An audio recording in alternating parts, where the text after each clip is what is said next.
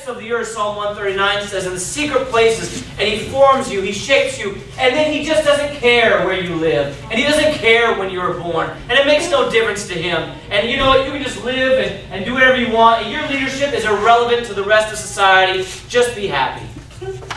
God hasn't stopped being intentional. You are part of His plan. You are part of the very purpose for fulfilling His mission. It's why you're here. It's why you are uniquely you. So Oscar Wilde says this. He says, be yourself, because everybody else is taken. I like that. Okay? All right?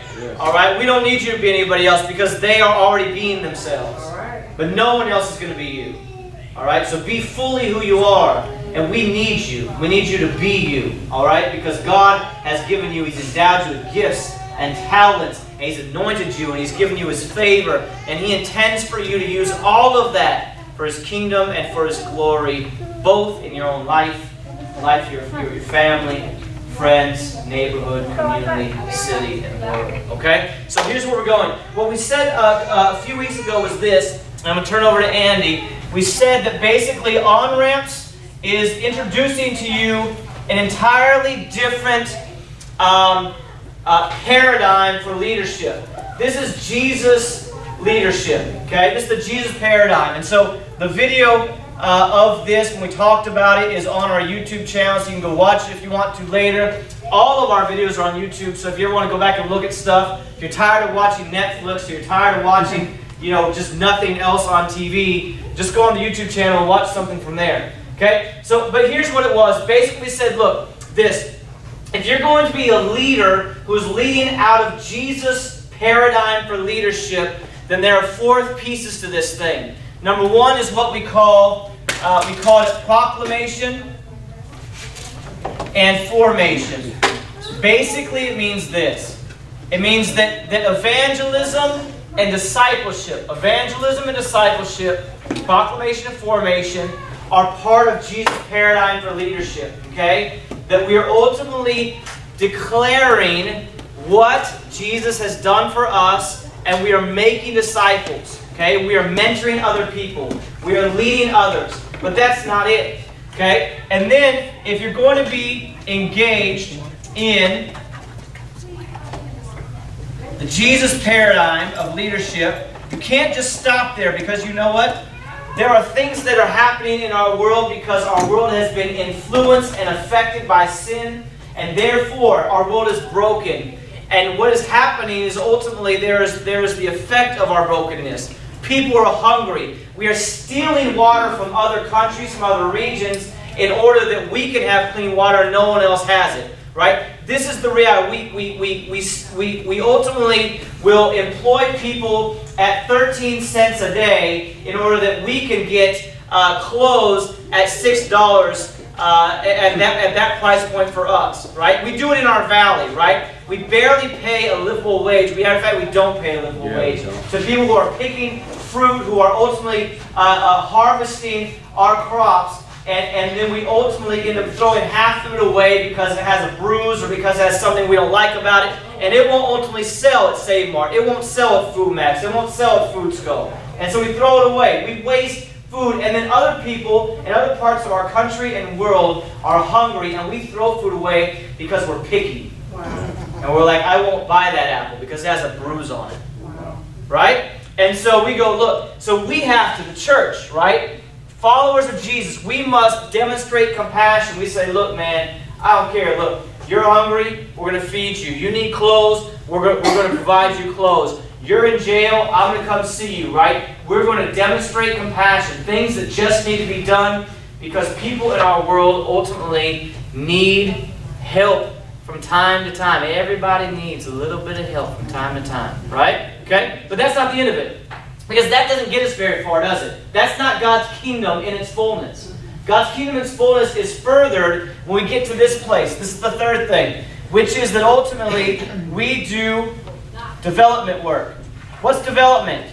This is leadership development. This is building houses. This is dealing with slumlords in the neighborhood. This is building hospitals. This is ultimately opening up music studios like we have one here. If you're ever interested in writing music or performing music, we've got one here. This is that kind of work, development work. We are literally building. We are doing the Jeremiah 29 thing. We are building houses. We are planting gardens. That's what this is about. Like community garden that we established in the neighborhood, right? So there's that. But that's not it. This is where Andy Levine is. That's not it.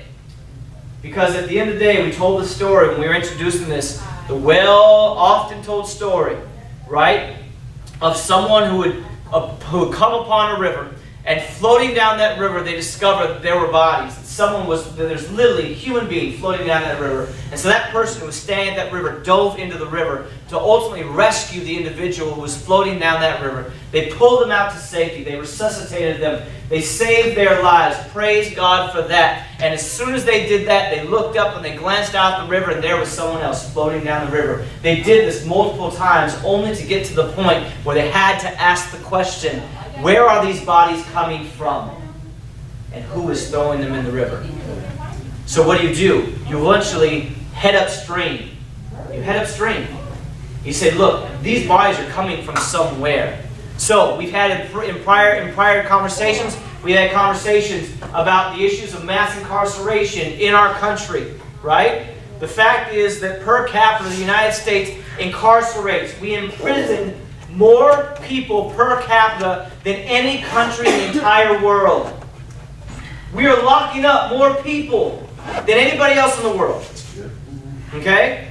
So you have to ask the question at some point. You can evangelize, you can disciple people, you can hand out peanut butter and jelly sandwiches and bottles of water, you can build more hospitals and houses.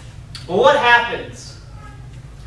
What happens when 30% of the men are behind bars in your community? What happens then? That doesn't do it, does it?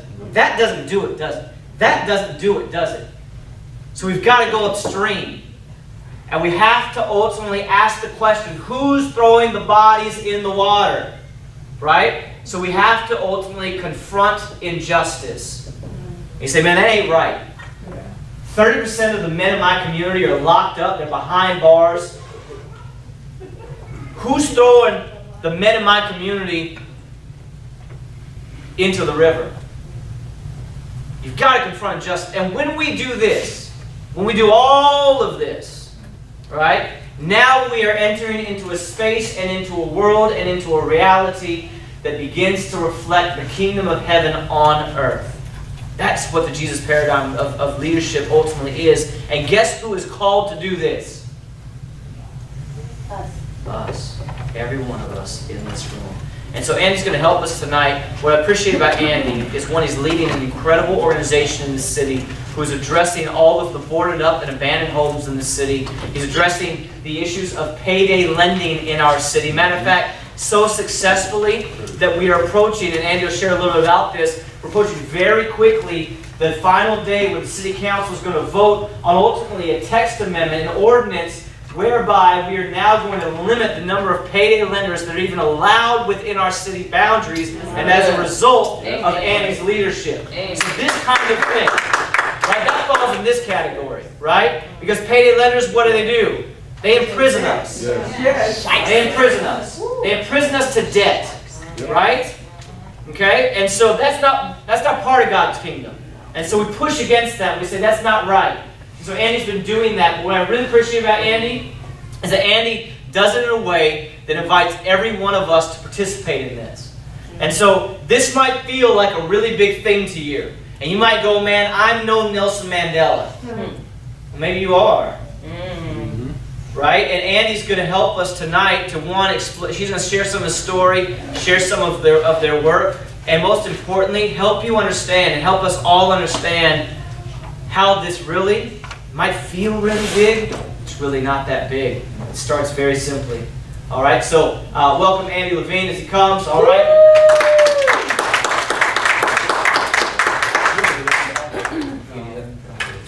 Thank you very much, Phil. Thank you for the warm welcome. I really appreciate your having me tonight and letting me share whatever I can share. I want to start by saying especially with the tough act to follow. I'm kind of an introvert, so you have to bear with me a little bit.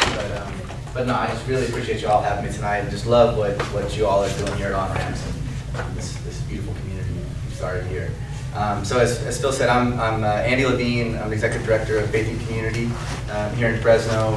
We're a coalition of about 20 or 25 congregations across the city that have decided to come together to develop leaders within the congregations to address issues that are local to the congregation, to the neighborhood in which the congregation resides, and to also, especially, I feel like, especially in a place like Fresno, where you all know just how serious our issues are, just how serious the situation is. I mean, we've got the highest concentration of poverty in the entire country. So that means that if you live in poverty in Fresno, you have the greatest odds of anybody in the country that at least 40% of your neighbors are also living in poverty. And it's widespread poverty. So it's actually the second highest overall poverty level in the country. We've got some of the highest rates of homelessness, and the list unfortunately goes on and on. So I say that to say that in our work in Faith and Community, because of how serious the situation is, it's grassroots and in congregations to develop leaders within the congregations to address local issues, but it's also recognizing that when you've got, we've got payday lenders, we've got 66 payday lenders in the city of Fresno. That's not a neighborhood issue, that's a systemic and citywide issue. That's not an accident that 66 payday lenders in Fresno, only 12 of them are north of Shaw. The rest are either on Shaw or south of Shaw. That's not just happening in Lowell or Central Fresno or West Fresno or Southeast Fresno. That's a systemic issue. So because of that, really trying to develop some coalitions across congregations and across clergy and lay leaders to really take on the issues that are affecting us across the board. And so what we do is, faith-based, congregation-based community organizing. And I love the way you laid this out, Phil.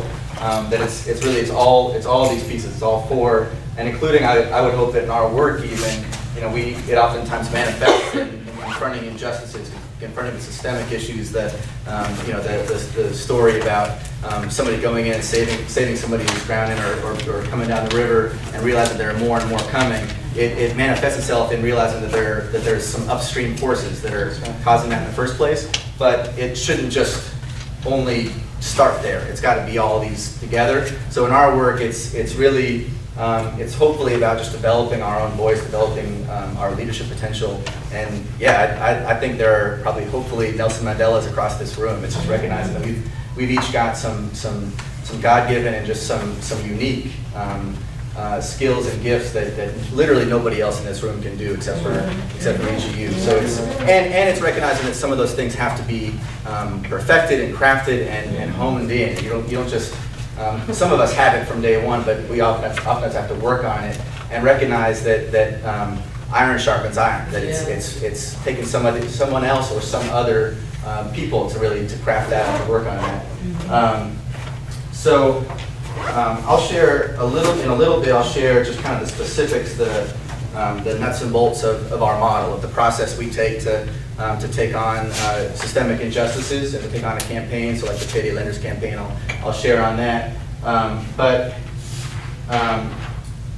For me, what I really wanted to focus in on tonight, and as it connects to my story, for me, what is the most powerful piece of what we do, hopefully, if we're doing this well, is it's about listening. It's about within our congregations, within our communities, and across our communities. It starts. We call them one-to-ones in our work. So it's just, it sounds like it's a technical term, but it's really just having conversations with each other. And there are some pieces in it that maybe differ from a casual conversation. There are certain questions that you ask that you're trying to lift up and hear some of the pain that people are going through and some of the values and the interests they have. But the most important thing of what we do is it's listening to each and every one of us. And within that, the sort of unspoken piece of that is it's actually, without saying it, it is saying that everyone deserves to be heard. Everyone deserves to be listened to. It's not just going and listening to the people in City Hall or in City Council. It's realizing that every single one of us has a story and has a right to have our story heard and to have our pain heard. So then for me, a piece of that too is it's again, sort of without saying it, it is saying that it's okay to share your pain. I think, I'm sure this isn't an American thing or certainly not a Fresno thing, but I think just in society, we bury a lot of our pain. It's almost like it's not okay and it's frowned upon to show what you're dealing with and what you're struggling with and your real hurt. In our work, it's obviously, hopefully in a safe way, in a respectful way, in an appropriate way. It's sitting down with people that we sit in the pews with, that we live next to, that we go to school with, and it's saying, I want to hear what you're going through. I want to hear what you're dealing with, and really, really listening to that, and really kind of the empathy part of it too. It's feeling what they're going through, and then within that too, it's this isn't like the like official rules or principles. This is kind of what I feel like is important in what we do.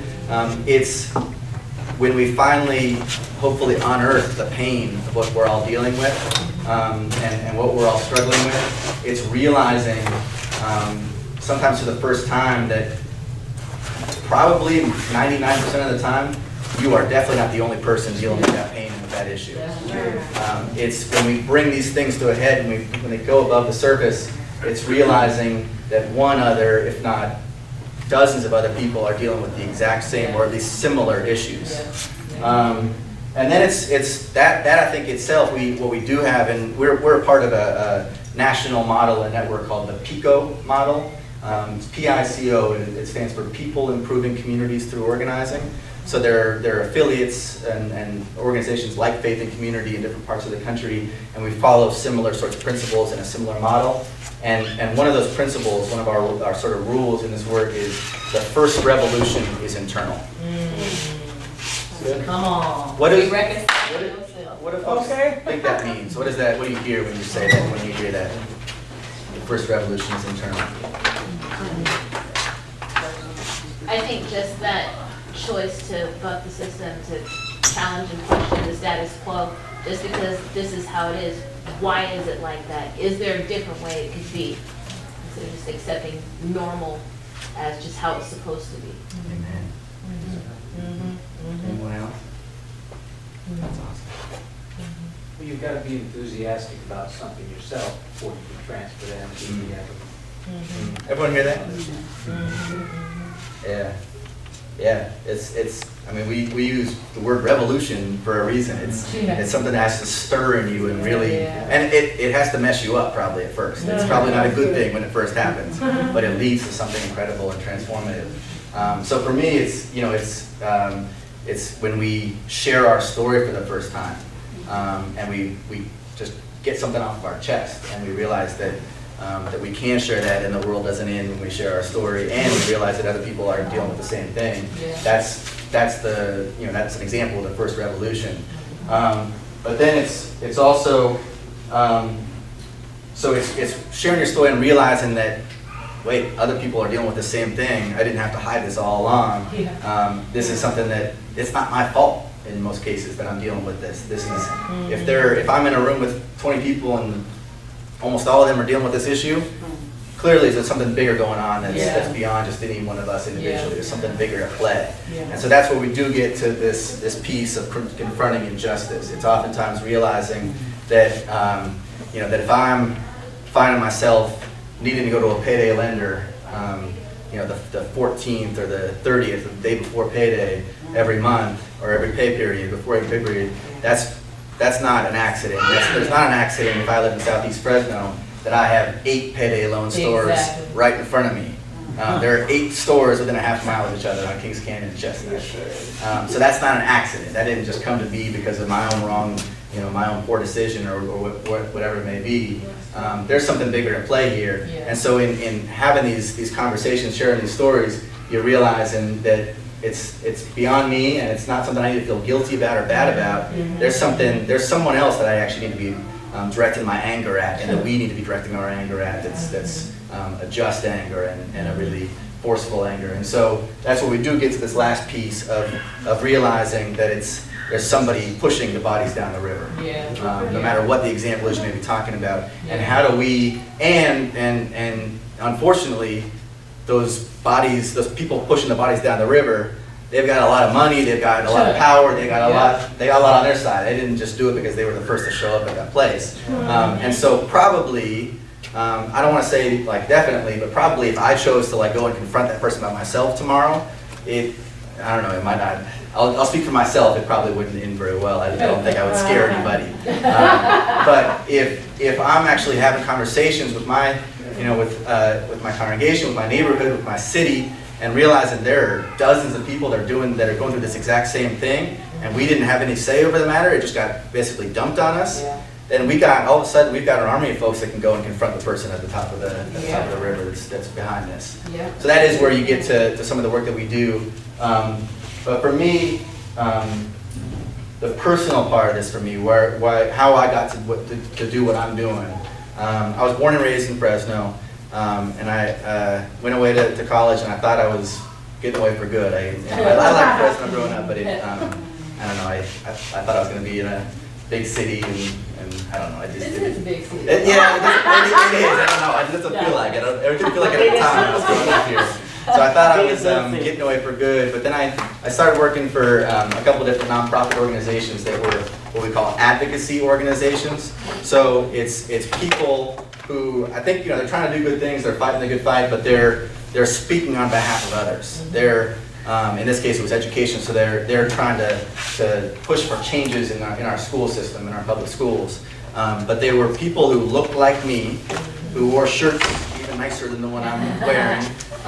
Who basically thought they knew what communities like Lowell needed. They had gone to school, they had read all the books, and they thought they really knew what was best. And they had good ideas, I'm sure, but part of it, and what I said earlier about what really resonates for me in this work is listening, just the importance of listening. I felt like in the work that I was doing, it was almost like the unspoken piece was, you didn't need to listen to people in communities like Lowell. We knew already what we needed to do, and they didn't. The people in communities, they didn't know what they needed. We'll get them what they needed. And so that actually. So I hadn't thought about this before, but I think that was my first revolution, being internal. That angered me. That really didn't sit well with me, and stirred something in me to find out what the alternative was. And it led me to this place of doing faith-based social justice organizing, of again, believing that those closest to the pain are the ones that have the best position and the best right to create their own change. They know exactly what they need. If you live in a community that is a neighborhood of concentrated poverty in Fresno, every single day, you know exactly what's going on and what you need. You don't need somebody from the outside coming and telling you what they think you need. So for me, that stirred that in me, and going to scripture, the scripture that I think this is throughout scripture. This is we could probably even have a conversation about where else this comes up, but this importance of really listening, of really hearing somebody's pain, hearing somebody's cry, where that really stands out for me is in Exodus chapter 3. Verses 7 through 10. If you don't mind, I'll read it.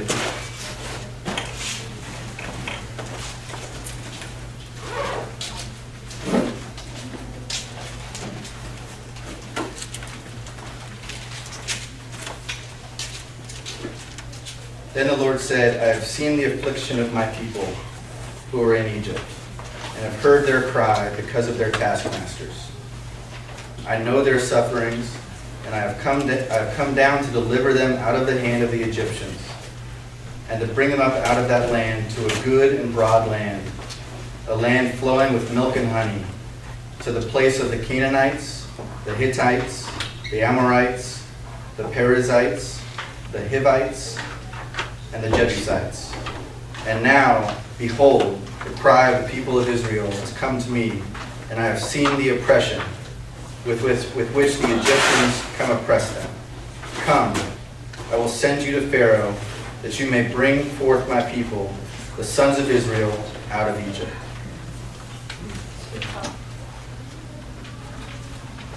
What do you hear when you read that? does that mean to you? What was the scripture? Exodus chapter 3, 7 through 10.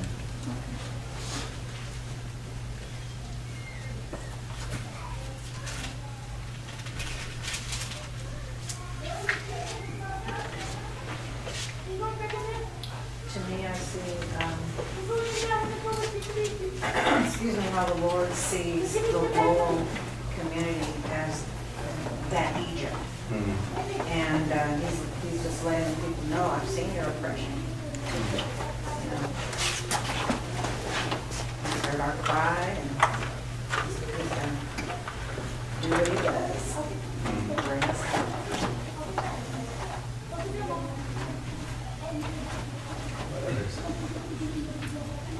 Like in verse 8, it says, "So I've come down to rescue them from the hands of the Egyptians and to bring them out of that land into a good and spacious land, a land full of milk and honey."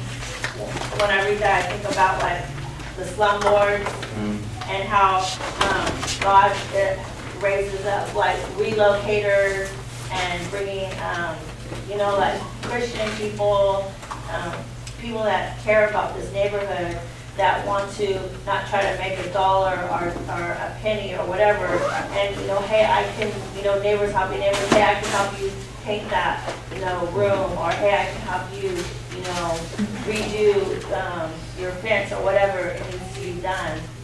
So that's what I see when I see this. Does that resonate with other people? Yeah. Me too. How about others?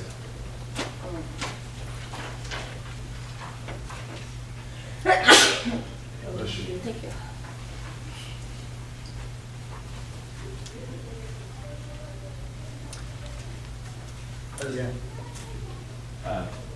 He's not okay with his people suffering. He'll do something about it, he'll send something. And, it matters to him. And I think we lose that sometimes. And not intentionally, we just forget. There's suffering right at our door, and we forget God, that matters to God too. We get caught up in other things, we forget what affects God's heart.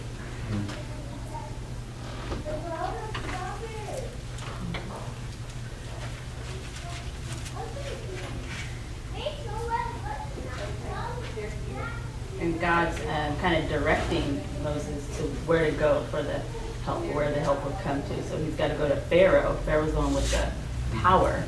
So God is recognizing who's got this like worldly power, right? And he's telling Moses to go to Pharaoh, for that's where the freedom lies. Pharaoh has that power, but God's telling him you go to Pharaoh. That's where the freedom is.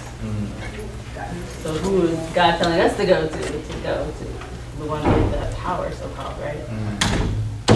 So we can free others.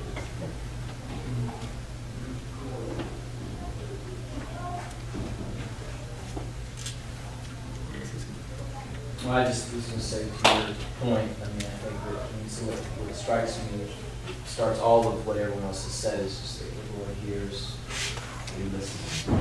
This is His people. That's how. Yeah. I was going to ask, what was the first thing that happened in this passage? What was the very first sort of act or action? It sounded like kind of when you were saying that internal evolution, like they were crying out. They're crying out. That was where it had to be. God was watching obviously the whole time. And I was going to say this to earth. It's like what Phil was saying, that we're just created and there's room for just one purpose, and then that was it. He just let it go. Like all that had a purpose, and someone needed to cry. Someone needed to be there. The suffering was there for a reason, so that God's glory could be shown through it.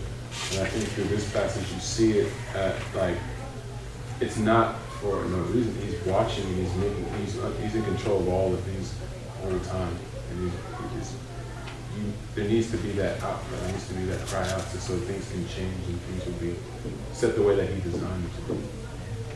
Yeah, I don't know the answer to this. I don't want to. I just don't know the answer to it. But what would have happened if there weren't those cries?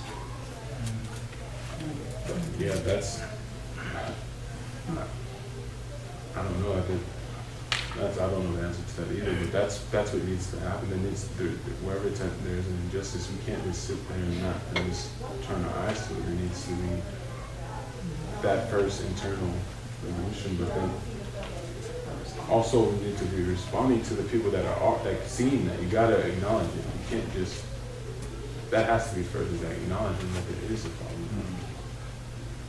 I think we just, as a society, we turn away because it doesn't directly affect us majority of the time. We don't see the direct effect. It definitely affects us directly, but we don't see the direct effect. Like I can live my life and not worry about my neighbor or anyone near me. I can continue to be, my household is okay, my household is good. If I don't care about anyone else there at that tunnel vision, then I'll be fine. But if I continue to say, like, no, everyone around me, things are going bad all around me, you have to acknowledge that.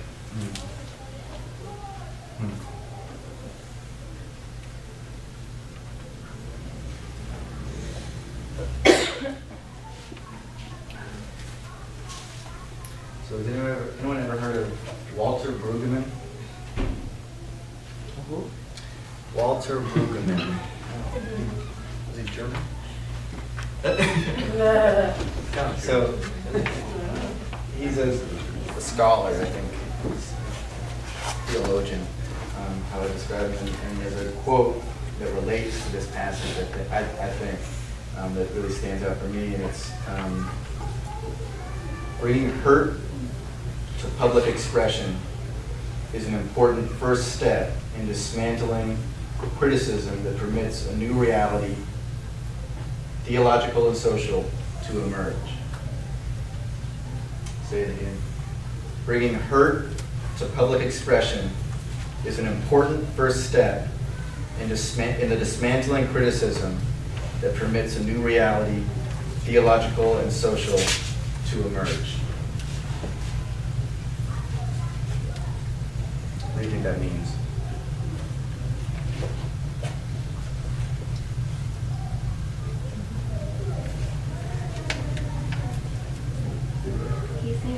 Yeah, sure. I think I'm going to say it differently the second time too. First.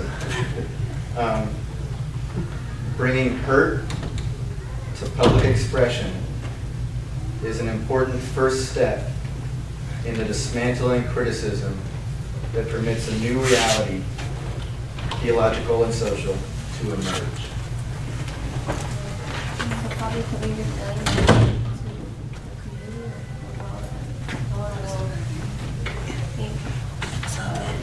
Look at you better.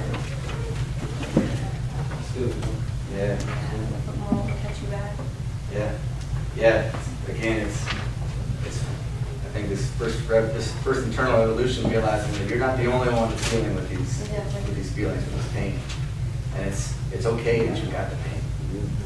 Isn't that what you're just saying? That just means the same as what you said earlier. We're saying it's bottled up, and we don't want to share it, and we don't share with anybody, the only ones. And when we share it, you find out that like half the group is going through the same thing, or what, I mean, there's just a lot of people, or their aunt, or somebody's going through the same thing, but it feels sometimes like they're alone.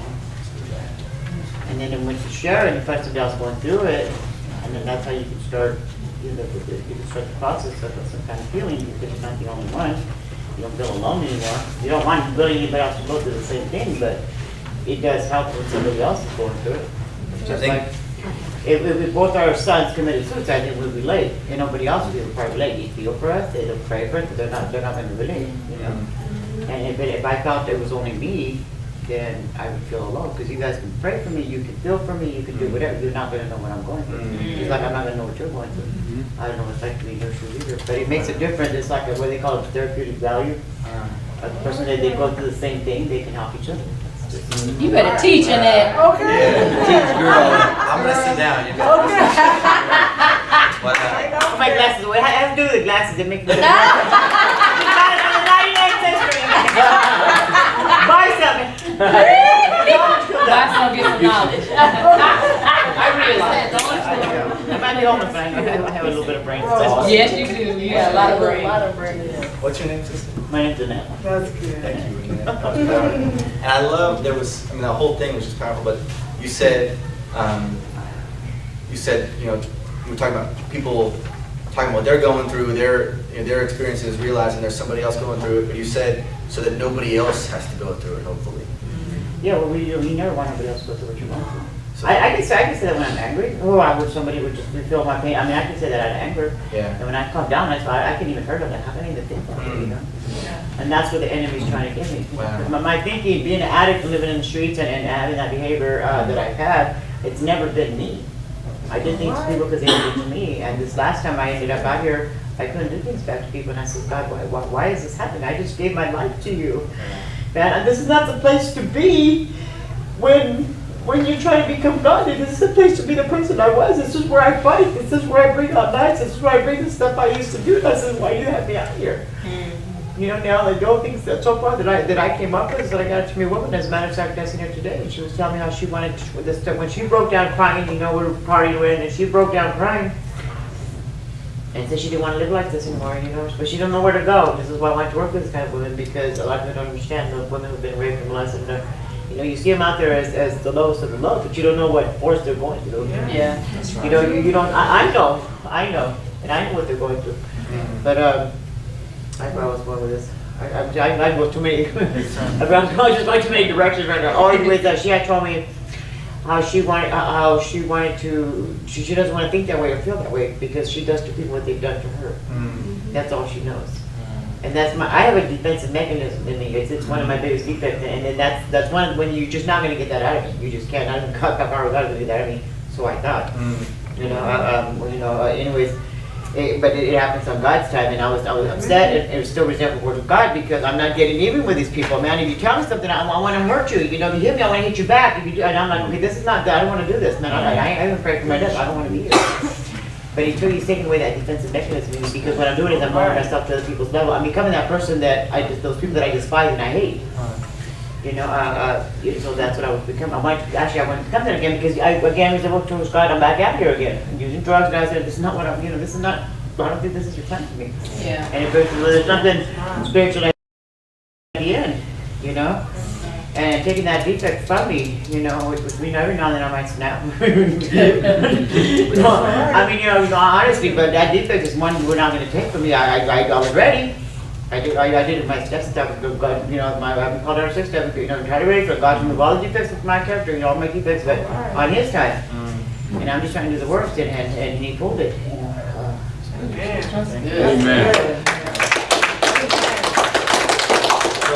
And what I love too is it's this idea of you can help take care of yourself, you can help yourself and help others. So if you're going and you're fighting for change, it's not selfish.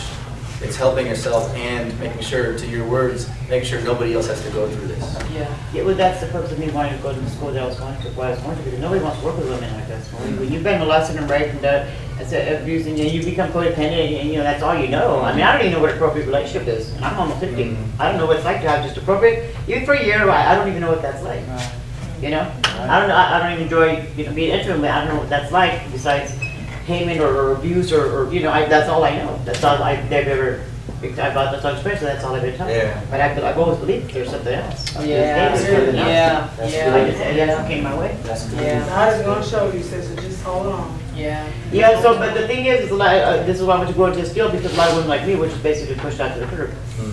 And we're looked at as a child, and women doesn't want to grow up, and and I try to tell people, and I'll call men on their part of it, because I'm very good at it, and I believe it makes a difference, because I have a mouth of me, and sometimes I use it negatively. Now I don't believe God gave it to me to use negatively. All right. I can use it for singing. I can use it to and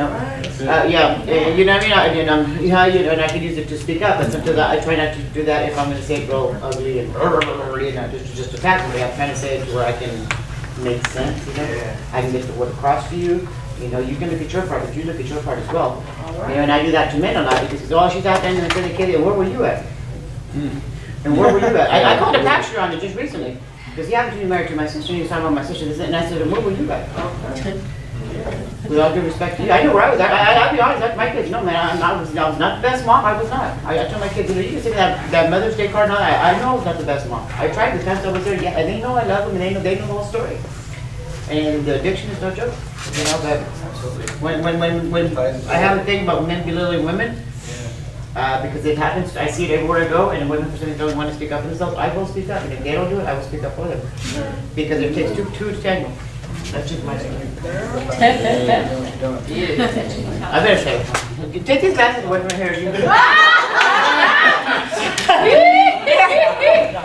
See how So what I was going to propose is, in reference to the scripture, the passage we read, of hearing, of God hearing the cries, what I'd like to propose is we take maybe like 5-10 minutes at the most and pair up. Ideally, if you can pair up with somebody you don't really know too well, and you could just share or ask your partner a few questions. What are you crying about? What are you crying about? And you don't have to, you can share only what you're comfortable with. What do you, what's really on your heart? What are you crying about? What is your community crying about? If you or God could hear your community crying right now, what would He hear? What would you hear? Who are they crying to? So, who's on the other end to hear those cries? And how can we, just as a group, as all of us, how can we hear what they are crying and use it for change? How can we use those cries? So we don't have to. Especially the first two. What are you crying about? What's your community crying about? And then we'll do some report back.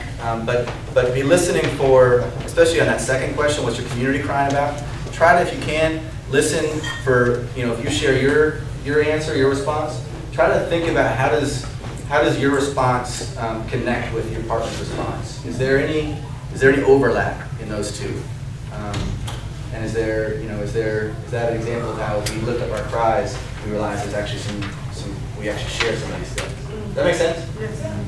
So is that all right? We break up, pair off for maybe 5 minutes or so? And if possible, if it's somebody you don't know too well. So if you don't mind, I'd just love to hear any highlights. You don't have to share, share only what you're comfortable with, but was there something that you heard your partner say the right way about what they're hurting with, or what their community is crying out, that you think is really important for everyone to hear? Any highlights? Gang violence? Their cries of gang violence?